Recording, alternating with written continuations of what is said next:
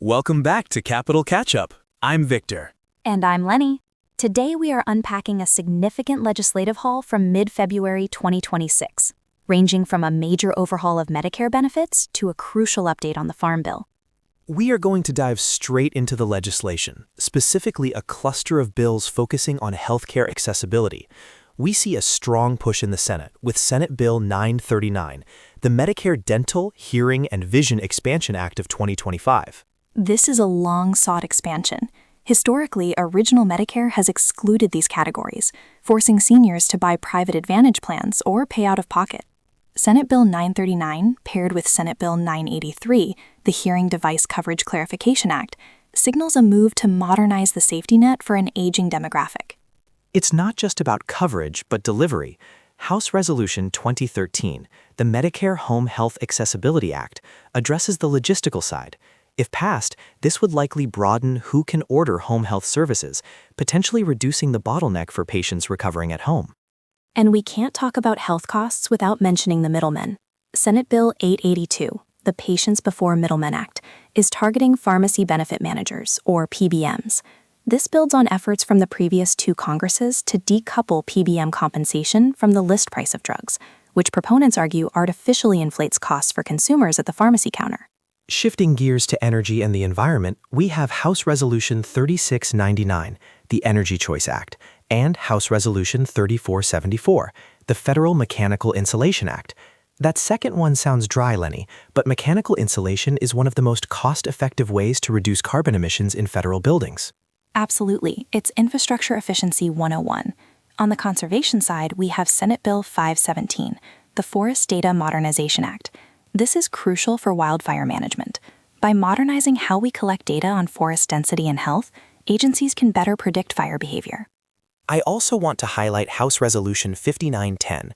This authorizes leases of up to 99 years for land held in trust for federally recognized Indian tribes. That is historically significant. For decades, shorter lease limits on trust lands have made it incredibly difficult for tribes or tribal members to secure standard 30-year mortgages, stifling economic development. A 99-year lease structure brings parity with private land ownership, allowing for long-term investment. Moving to finance, there is a bill here that might catch the ear of the casual gambler.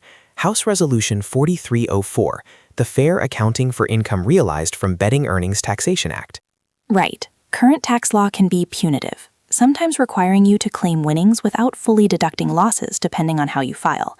This bill aims to simplify the calculation of realized income, making it fairer for the average person who isn't a professional gambler.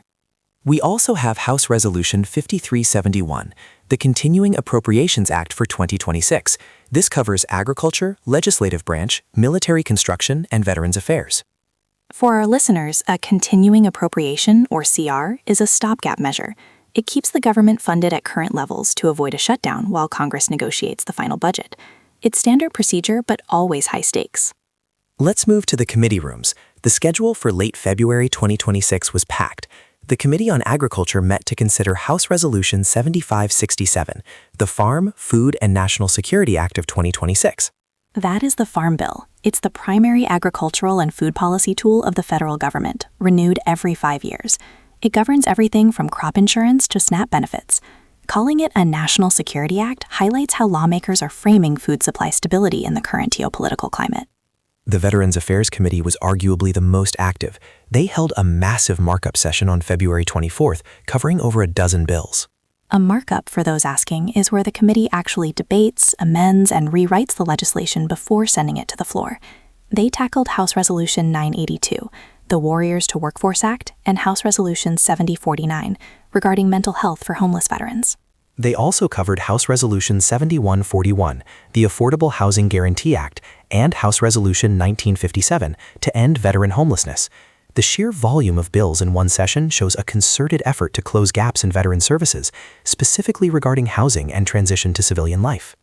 On the oversight side, the Education Committee held a hearing on the policies and priorities of the Department of Education, and the Natural Resources Committee looked at water safety and from source to tap.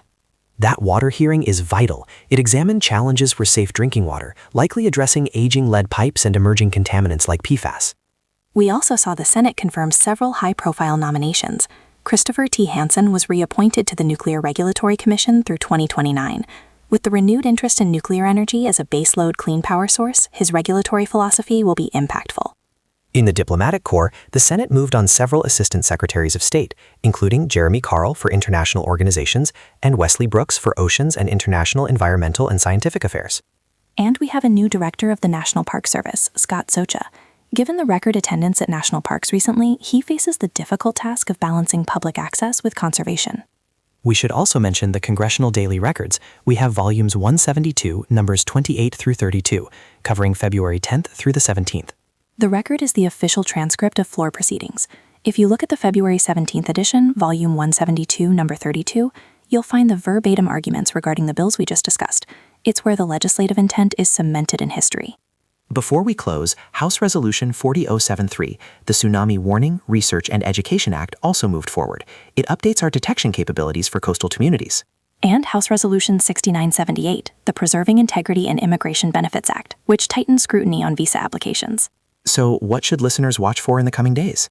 Watch the Farm Bill. The markup phase for House Resolution 7567 will be contentious as they debate SNAP funding levels versus crop subsidies. Also, keep an eye on the Senate's movement on those Medicare expansion bills. If Senate Bill 939 gains traction, it changes the retirement landscape significantly. And watch for the fallout from the megabank's oversight hearing. Although the initial hearing was dated back, the committee is continuing to reference those findings in new regulatory frameworks. That's all for this edition of Capital Catch-Up. Thanks for listening. Stay informed, and we'll see you next time.